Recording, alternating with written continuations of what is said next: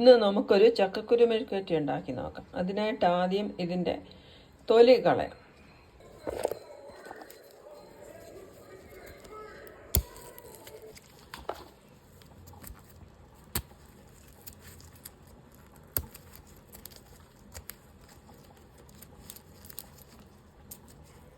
ഇങ്ങനെ ചെറുതായിട്ട് നാലാക്കി കീറിയെടുക്കണം.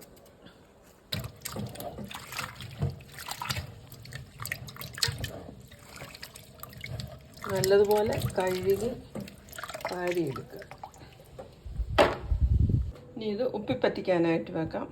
കഴുകി വാരിയതിലേക്ക് കുറച്ച് വെള്ളം ഒഴിക്കുക.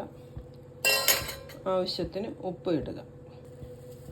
ആവശ്യത്തിന് ഉപ്പ് ഇട്ട് നല്ലതുപോലെ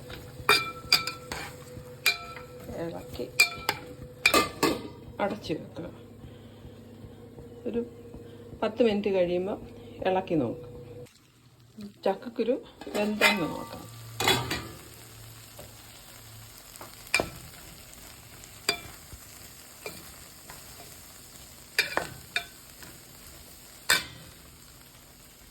എന്തോന്ന് നോക്കി ഇങ്ങനെ ഒടിക്കുമ്പോൾ വെന്തു, നല്ലപോലെ വെന്ത് കിട്ടിയിട്ടുണ്ട്. ഇനി നമുക്കിത് മെഴുക്ക് വരക്കാം.